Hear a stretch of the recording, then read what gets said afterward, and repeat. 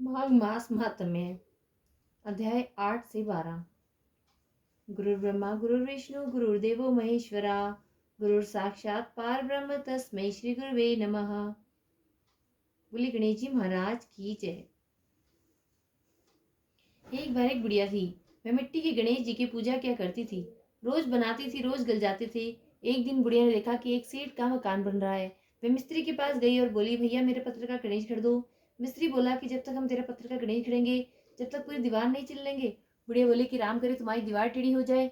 ऐसा कह के बुढ़िया चली गई। शाम को सिट आया तो उसने पूछा कि आज कुछ भी काम नहीं किया। तो मिस्त्री बोला कि एक बुढ़िया आई थी, कह रही थी मेरा पत्थर का गणेश गढ़ दो। हमने नहीं गढ़ा तो कह गई तुम्हारी दीवार टेढ़ी हो जाए। तब से दीवार टेढ़ी हो जाती है, ढानी पड़ती है। सेठ ने बुढ़िया को बुलवाया, कहा कि हम तुम्हारे सोने की गणेश गढ़वा देंगे, तुम्हारी दीवार सीधी करा दो। सेठ ने बुढ़िया को सोने की गणेश गढ़वा दिए। उसकी दीवार सीधी हो गई। जैसे सेठ के बेड़े काम सीधे करे, इससे हम सबके करना। कहते सुनते हुंकारा भरने वालों के करना। बोली गणेश जी महाराज की जय। माघ मास महात्म्य। 8वां अध्याय। बोल विष्णु भगवान की जय, लक्ष्मी माता की जय। यमदूत कहने लगा कि तुमने बड़ी सुंदर वार्ता पूछी है। यद्यपि मैं पराधीन हूँ, फिर भी मैं तुम्हारे स्नेह वश अपनी बुद्धि के अनुसार बतलाता हूँ। जो प्राणी काया वाचा और मनसा से कभी दूसरों को दुख नहीं देते, वे यमलोक में नहीं जाते। हिंसा करने वाले वेद यज्ञ तप और दान से भी उत्तम गति को नहीं पाते। अहिंसा सबसे बड़ा धर्म, तप और दान ऋषियों ने बतलाया है। जो मनुष्य जल या पृथ्वी पर रहने वाले जीवों को अपने भोजन के लिए मारते हैं, वे काल सूत्र नामक नरक में पड़ते हैं और वहां पर अपना मांस खाते हैं और रक्त पीप पान करते हैं तथा पीप की माघ मास महात्म में कीच में उनको कीड़े काटते हैं। हिंसक जन्मांत काने कुबड़े लूले लंगड़े दरिद्री और अंगहीन होते हैं। इस कारण इस लोक तथा परलोक में सुख की इच्छा करने वाले को काया वाचा तथा मन से दूसरे का द्रोह नहीं करना चाहिए। जो हिंसा नहीं करते उनको किसी प्रकार का भय नहीं होता। जिस तरह सीधी और टेढ़ी दोनों प्रकार की बहने वाली नदियां समुद्र में मिल जाती हैं, वैसे ही सब धर्म अहिंसा में प्रवेश कर जाते हैं। ब्रह्मचारी गृहस्थ वानप्रस्थी तथा यति सभी अपने अपने धर्म का पालन करने और जितेंद्रिय रहने से ब्रह्मलोक को प्राप्त होते हैं। जो जलाशय आदि बनाते हैं और सदैव पांचों यज्ञ करते हैं, वे यमपुरी में नहीं जाते। जो इंद्रियों के वशभूत नहीं है, वेदवादी हैं और नित्य ही अग्नि हवन पूजा आदि करते हैं, वे स्वर्ग को जाते हैं। युद्ध भूमि में जो शूरवीर मर जाते हैं, वे सूर्य लोक को ले प्राप्त होते हैं। जो स्त्री शरीर शरण में आए हुए दो तथा ब्राह्मण की रक्षा के लिए प्राण देते हैं, वे कभी स्वर्ग से नहीं लौटते। जो मनुष्य असहाय लोगों, वृद्ध, अनाथ तथा गरीबों का पालन करते हैं, वे भी स्वर्ग में जाते हैं। जो वैसे मनुष्य गौओं के लिए पानी की व्यवस्था करते हैं तथा जो लोग कुआं तालाब बावड़ी बनवाते हैं, वे भी स्वर्ग में निवास करते हैं। जैसे जैसे जीव इनमें पानी पीते हैं, वैसे वैसे उनका धर्म बढ़ता है। जल से ही मनुष्य के प्राण है, इसीलिए जो प्याऊ आदि लगवाते हैं, अक्षय स्वर्ग को प्राप्त होते हैं। बड़े बड़े यज्ञ भी वह फल नहीं देते जो अधिक छाया वाले वृक्ष मार्ग में लगाने से देते हैं। जो अच्छे और अच्छी छाया वाले मार्ग में वृक्षों को काटता है, वह नरकगामी होता है। तुलसी का वृक्ष लगाने वाला सब पापों से छूट जाता है। जिस घर में तुलसी वन है, वह घर तीर्थ के समान है और उस घर में कभी यमदूत नहीं आते। तुलसी की सुगंध से पितरों का चित्त आनंदित हो जाता है और वे विमान में बैठकर विष्णु लोक को जाते हैं। नर्मदा नदी का दर्शन, गंगा का स्नान और तुलसी दल का स्पर्श, यह सब बराबर फल देने वाला है। हर एक द्वादशी को ब्रह्मा भी तुलसी का पूजन करते हैं। रत्न, सोना, फूल तथा मोती की माला के दान का इतना पुण्य नहीं जितना तुलसी की माला के दान का। जो फल आम के 1000 और पीपल के 100 वृक्षों के लगाने से होता है, वह तुलसी के एक वृक्ष को लगाने से होता है। पुष्कर आदि तीर्थ, गंगा आदि नदी, वासुदेव आदि देवता सभी तुलसी में वास करते हैं। जो मनुष्य एक बार, 2 या 3 बार रेवा नदी में अत्यंत उत्पन्न शिव मूर्ति की पूजा करता है अथवा स्फटिक रत्न के पत्थर में अपने आप से निकले हुए तीर्थ में, पर्वत या वन में रखी हुई शिव की मूर्ति की पूजा करता है और सदैव ओम नमः शिवाय मंत्र का जाप करता है, वह यमलोक की कथा भी नहीं सुनते। प्रसंग शठता, अभिमान या लोभ से शिव पूजा करने वाले भी यम द्वार नहीं देखते। शिव पूजा के समान पापों के नष्ट करने वाला तथा कीर्ति देने वाला लोक में कोई और काम नहीं है। जो शिवालय स्थापित करते हैं, वह शिवलोक में जाते हैं। ब्रह्मा विष्णु तथा शिव का मंदिर बनाकर मनुष्य वैकुंठवासी होता है। जो भगवान की पूजा के लिए फूलों का बाग लगाते हैं वे धन्य हैं। जो माता पिता देवता और अतिथियों का पूजन करते हैं वे ब्रह्मलोक को प्राप्त होते हैं। इति श्री पद्म पुराण अंतर्गत अष्टमोध्याय समाप्त। माघ मास महात्म्य में नवम अध्याय। यमदूत कहने लगे कि माघ की मध्याह्न के समय आया अतिथि मूर्ख पंडित वेद पाठी या पापी कोई भी हो ब्रह्म के समान है। जो रात्रि के थके हुए भूखे ब्राह्मण को अन्न जल देता है, मध्याह्न के समय जिसके घर आता हुआ अतिथि निराश नहीं जाता वह स्वर्ग का वासी होता है। अतिथि बराबर कोई धन संपत्ति तथा हित नहीं है। बहुत से राजा और मुनि अतिथि सत्कार से ब्रह्मलोक को प्राप्त हुए हैं। जो एक समय आलस्य से भी अतिथि को भोजन करा देता है वह यम द्वार नहीं देखता।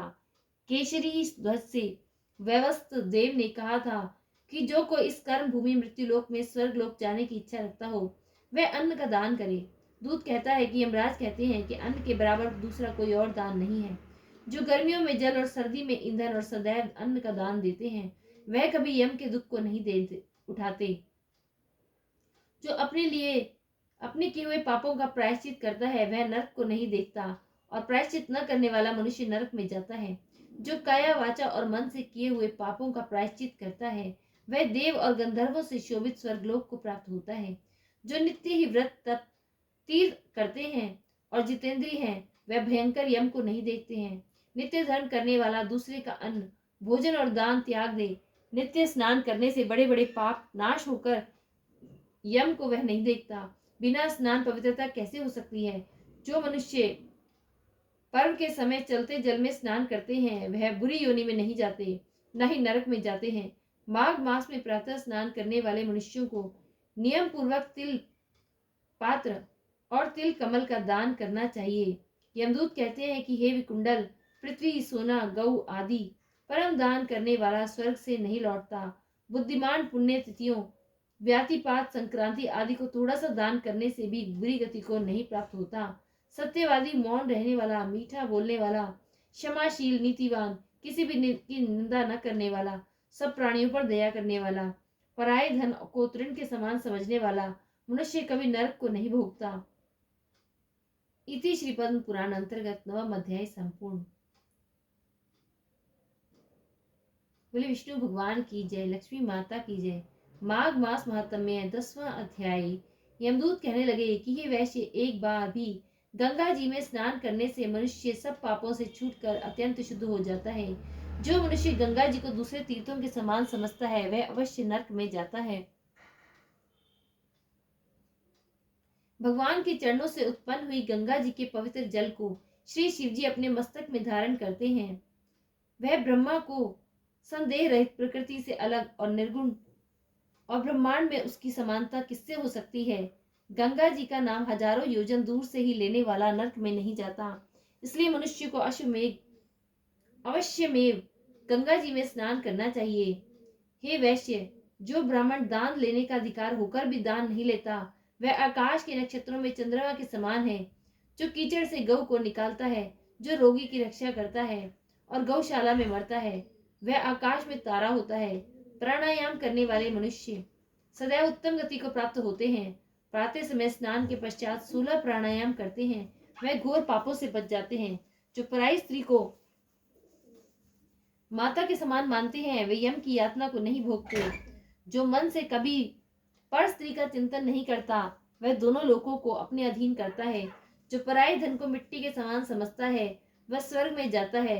जिसने क्रोध को जीत लिया मानो उसने स्वर्ग को ही जीत लिया। जो माता पिता की सेवा देवता तुल्य करता है वह यम द्वार नहीं देखता। जो गुरु की सेवा करते हैं वह ब्रह्मलोक को प्राप्त होते हैं। शील की रक्षा करने वाली स्त्री धन्य है। शील भंग करने वाली स्त्री यमलोक जाती है। जो वेदों और शास्त्रों को पढ़ते या पुराण और संहिता पढ़ते और सुनते हैं तथा जो स्मृति का व्याख्यान और धर्मशास्त्र समझते हैं या जो वेदांत में लीन रहते हैं वह पाप रहित होकर ब्रह्मलोक को प्राप्त होते हैं। जो अज्ञानियों को वेद शास्त्र का ज्ञान देते हैं वे देवताओं से भी पूजित होते हैं। यमदूत ने कहा कि वैश्य श्रेष्ठ यमराज ने हमको यही आज्ञा दे रखी है कि तुम किसी वैष्णव को मेरे पास मत लाना। हे वैश्य, पापी लोगों को इस संसार रूपी नरक को पार करने के लिए भगवान की भक्ति के सिवाय दूसरा कोई और उपाय नहीं है। भगवान की भक्ति न करने वाले मनुष्य को चांडाल के समान समझना चाहिए। भगवान के भक्त अपने माता पिता दोनों के कुलों को ताड़ देते हैं और उनको नरक में नहीं रहने देते। और जो मनुष्य वैष्णव का भोजन करते हैं वे भी भगवान की कृपा से श्रेष्ठ गति को प्राप्त होते हैं। बुद्धिमान को सदैव वैष्णव का अन्न खाना चाहिए। इससे बुद्धि पवित्र होकर मनुष्य पाप नहीं करता। गोविंदाय नमः इस मंत्र का जाप करता हुआ जो मनुष्य मृत्यु को प्राप्त होता है वह परम धाम को प्राप्त होता है, इसमें कोई संदेह नहीं है। जो ओम नमो भगवते वासुदेवाय मनमो नारायणाय इस द्वादशाक्षर मंत्र या ओम अष्टाक्षर मंत्र का जाप करता है उसके ब्रह्म इत्यादि बड़े पाप नष्ट हो जाते हैं। इति श्री माघ मास महात्म्य में 10वां अध्याय संपूर्ण। विष्णु भगवान की जय, लक्ष्मी माता की जय। माघ मास महात्म्य 11वां अध्याय। यमदूत कहने लगा कि हे वैश्य, मनुष्य को सदैव शालिग्राम की शिला में तथा वज्र या कीट गोमती चक्र में भगवान वासुदेव का पूजन करना चाहिए, क्योंकि सब पापों का नाश करने वाले, सब पुण्यों का देने वाले तथा मुक्ति प्रदान करने वाले भगवान विष्णु का इसमें वास होता है।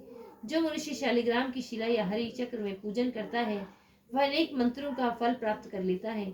जो फल देवताओं को निर्गुण ब्रह्म की उपासना से मिलता है वही फल मनुष्य को भगवान शालिग्राम का पूजन करने से यमलोक को नहीं देखने देता।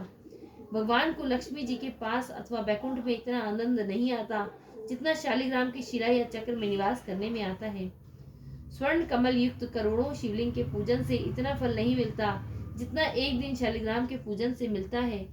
भक्ति पूर्वक शालिग्राम का पूजन करने से विष्णु लोक में वास करके मनुष्य चक्रवर्ती होता है। काम क्रोध लोभ मोह अहंकार से युक्त होकर भी मनुष्य शालिग्राम का पूजन करने से बैकुंठ में प्रवेश करता है। जो सदैव शालिग्राम का पूजन करते हैं वह प्रलय काल तक स्वर्ग में निवास करते हैं। जो दीक्षा नियम और मंत्रों से चक्र से में बलि देता है वह निश्चय करके विष्णु लोक को प्राप्त होता है। जो शालिग्राम के जल से अपने शरीर का अभिषेक करता है वह मानो संपूर्ण तीर्थों में स्नान करता है। गंगा, रेवा, गोमती, गोदावरी सबका जल शालिग्राम में वास करता है। जो मनुष्य शालिग्राम की शिला के सन्मुख अपने पिता का श्राद्ध करता है उसके पितर कई कल्प तक स्वर्ग में वास करते हैं। जो लोग नित्य शालिग्राम की शिला का जल पीते हैं उनके हजारों बार पंचगव्य पीने से क्या प्रयोजन। यदि शालिग्राम की शिला का जल पिया जाए तो सहस्त्रों तीर्थ करने से क्या लाभ। जहाँ पर शालिग्राम है वह स्थान तीर्थ समान है। वहां पर किए गए संपूर्ण दान होम करोड़ों गुना फल को प्राप्त होते हैं। जो एक बूंद भी शालिग्राम का जल पीता है वह माता के स्तनों का दूध पान नहीं करता, अर्थात गर्भाशय में नहीं आता। शालिग्राम शिला में जो कीड़े मकोड़े एक कोस के अंतर तक मरते हैं वह भी वैकुंठ को प्राप्त होते हैं। जो फल वन में तप करने से प्राप्त होता है वही फल भगवान को सदैव स्मरण करने से प्राप्त होता है। मोहवश अनेक प्रकार के घोर पाप करने वाला मनुष्य भी भगवान को प्रणाम करने से नरक में नहीं जाता। संसार में जितने तीर्थ और पुण्य स्थान हैं भगवान के केवल नाम मात्र से के कारण से ही प्राप्त हो जाते हैं।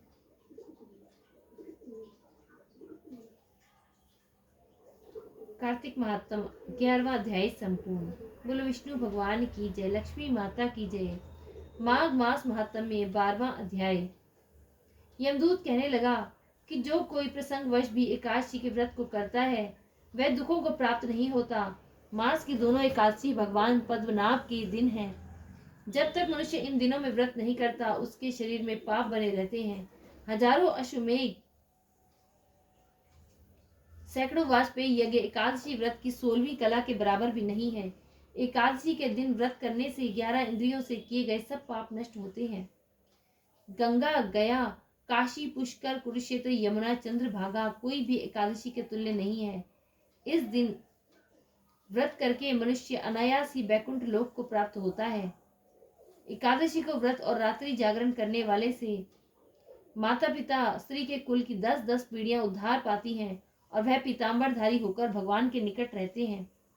बाल, युवा और वृद्ध सब तथा पापी भी व्रत करने से नरक में नहीं जाते। यमदूत कहता है कि हे वैश्य, मैं तुम्हें सूक्ष्म में नरक से बचने का धर्म कहता हूँ। मन, कर्म और वचन से प्राणी मात्र का द्रोह न करना, इंद्रियों को वश में रखना, दान देना, भगवान की सेवा करना, नियम पूर्वक वर्णाश्रम धर्म का पालन करना, इन कर्मों के करने से मनुष्य नरक से बचा रहता है। स्वर्ग प्राप्त करने से मनुष्य नरक से बचा रहता है। स्वर्ग प्राप्त करने की इच्छा से मनुष्य गरीब भी हो तो भी जूता, छतरी, अन्न, धन, जल कुछ न कुछ दान देता रहे। दान देने वाला मनुष्य कभी यम की यातना को नहीं भोगता तथा दीर्घायु और धनी होता है। बहुत कहने से ही क्या, अधर्म से ही मनुष्य बुरी गति को प्राप्त होता है। मनुष्य सदैव धर्म के कार्यों से ही स्वर्ग प्राप्त कर सकता है। इसीलिए बाल्यावस्था से ही धर्म के कार्यों का अभ्यास करना चाहिए। माघ मास महात्म्य 12वां अध्याय संपूर्ण। बोल विष्णु भगवान की जय, लक्ष्मी माता की जय। माघ मास महात्म्य 13वां अध्याय। तुम्हारे वचनों से मेरा चित्त अति प्रसन्न हुआ है, क्योंकि सज्जनों के वचन सदैव गंगा जल के सदृश पापों का नाश करने वाले होते हैं। उपकार करना तथा मीठा बोलना सज्जनों का स्वभाव ही होता है। जैसे अमृत मंडल चंद्रमा को भी ठंडा कर देता है। अब कृपा करके यह भी बताइए कि किस प्रकार मेरे भाई का नरक से उद्धार हो सकता है। तब दूत कुछ देर ज्ञान दृष्टि से विचार कर मित्रता रूपी रस्से से बंधा हुआ बोला कि हे वैश्य, यदि तुमने अपने भाई के लिए स्वर्ग की कामना की है तो जल्दी अपने 8 जन्म के पुण्य फल को उसके निमित्त अर्पण कर दो। तब विकुंडल ने कहा कि हे दूत, वह पुण्य क्या है और मेरे कौन से जन्म के पुण्य से और कैसे मैं उन्हें दान दे सकता हूँ, सब बतलाओ। मैं अपना पुण्य अपने भाई को दे दूंगा। दूत कहने लगा कि हे वैश्य, सुनो, मैं तुम्हारे पुण्य की सब कथा कहता हूँ। पूर्व समय में मधुवन में शाल्की नाम का ऋषि था। वह बड़ा तपेश्वरी, ब्रह्मा के समान तेज वाला तथा नवग्रह की तरह उसकी पत्नी रेवती के 9 पुत्र थे, जिनके नाम हुए ध्रुव, शशि, बुध, तार, ज्योतिमान थे। इन पांचों ने गृहस्थाश्रम धारण किया तथा निर्मोह, जितमय, ध्यान निष्ठ और गुणातक ये चारों संन्यास ग्रहण कर वन में रहने लगे। ये शिखा सूत्र से रहित पत्थर और सोने को समान समझते थे। जो कोई अच्छा या बुरा इनको अन्न देता था वही खा लेते, और कोई कैसा ही कपड़ा दे देता उसको ही पहन लेते। सदैव ब्रह्म के ही ध्यान में लगे रहते। इन चारों ने व्रत, शीत, निद्रा और आहार सबको जीत लिया। बस चर अचर को विष्णु रूप समझते हुए मौन धारण करके संसार में विचरते थे। ये चारों महात्मा तुम्हारे घर आए। जब तुमने मध्याह्न के समय भूखे प्यासे इनको आंगन में देखा तो तुमने गदगद कंठ से आंखों में आंसू भरकर इनको नमस्कार करके इनका बड़ा आदर सत्कार किया।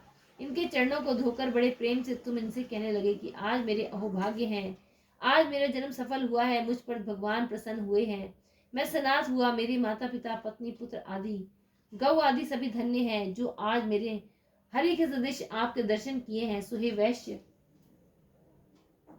इस प्रकार तुमने श्रद्धा से उनका पूजन किया और चरण धोकर जल को मस्तक से लगाया। फिर विधि पूर्वक इनका पूजन करके तुमने इन सन्यासियों को भोजन कराया। इन सन्यासियों ने भोजन करके रात को तुम्हारे घर में विश्राम किया और ब्रह्म के ध्यान में लीन हो गए। इन सन्यासियों के सत्कार में जो पुण्य तुमको मिला सो मैं भी कहने में असमर्थ हूँ, क्योंकि सब भूतों में प्राणी श्रेष्ठ है। प्राणियों में बुद्धि वाले, बुद्धि वालों में मनुष्य, मनुष्यों में ब्राह्मण, विद्वानों में पुण्यात्मा और पुण्यात्मों में ब्रह्म ज्ञानी सर्वश्रेष्ठ है। ऐसी संगति से बड़े बड़े पाप नष्ट हो जाते हैं। यह पुण्य तुमने अपने पहले 8वें जन्म में किया था। सो यदि तुम अपने भाई को नरक से मुक्त कराना चाहते हो तो वह पुण्य दे दो। सो दूत ने के ऐसे वाक्य सुनकर उसने प्रसन्नचित से अपना पुण्य अपने भाई कुंडल को दे दिया और वह नरक से मुक्त हो गया और दोनों भाई देवताओं से पूजित किए गए। तब दूत अपने स्थान को चला गया।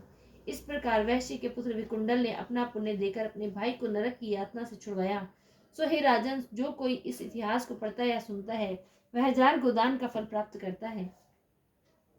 विष्णु भगवान की जय, लक्ष्मी माता की जय। माघ मास महात्म में 14वां अध्याय। कार्तवीर्य जी बोले कि हे विप्र श्रेष्ठ, किस प्रकार एक वैश्य माघ स्नान के पुण्य से पापों से मुक्त होकर दूसरे के साथ स्वर्ग को गया, सो मुझसे कहिए। तब दत्तात्रेय जी कहने लगे कि जल स्वभाव से उज्जवल, निर्मल, शुद्ध, मल नाशक और पापों को धोने वाला है। जल सब प्राणियों का पोषक करने वाला है, ऐसा वेदों ने कहा है। मकर के सूर्य माघ मास में गौ के पैर डूबने योग्य जल से भी जो स्नान करने से मनुष्य स्वर्ग को प्राप्त होता है। यदि सारा माघ स्नान करने से अशक्त हो तो 3 दिन ही स्नान करने के पापों का नाश होता है। जो व्यक्ति थोड़ा ही दान करे वह भी धनी और दीर्घायु होता है। 5 दिन स्नान करने से चंद्रमा के सदृश शोभायमान होता है। इसलिए अपना शुभ चाहने वालों को माघ से बाहर स्नान करना चाहिए। अब माघ में स्नान करने वालों के नियम कहता हूँ। यदि अधिक भोजन का उपयोग नहीं करना चाहिए, भूमि पर सोना चाहिए, भगवान का त्रिकाल पूजा करनी चाहिए, ईंधन, वस्त्र, कंबल, जूता, कुमकुम, घृत, तेल, कपास, रुई, वस्त्र तथा अन्न का दान करना चाहिए। दूसरे की अग्नि न तपे, ब्राह्मणों को भोजन कराए और उनको दक्षिणा दे तथा एकादशी के नियम से माघ स्नान का उद्यापन करें। भगवान से प्रार्थना करें कि हे देव, इस स्नान का मुझको यथोक्त फल दीजिए और मौन रहकर मंत्र का उच्चारण करें। फिर भगवान का स्मरण करें। जो मनुष्य श्री गंगा जी में माघ में स्नान करते हैं वे 4000 युग तक स्वर्ग में से नहीं गिरते। जो कोई माघ मास में गंगा और यमुना का स्नान करता है वह प्रतिदिन 1000 कपिला गौ के दान के फल को पाता है।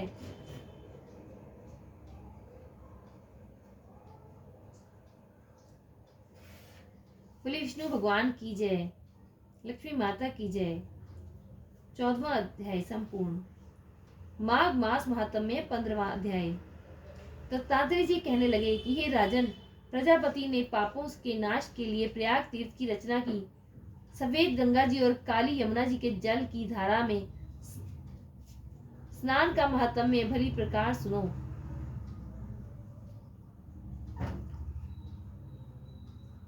जो इस संगम में माघ मास में स्नान करता है वह गर्भ योनि में नहीं जाता। भगवान विष्णु की दुर्गम माया माघ में प्रयाग तीर्थ पर सब नष्ट कर देती है। माघ मास में प्रयाग में स्नान करने से मनुष्य अच्छे भोगों को भोग कर ब्रह्म को प्राप्त होता है।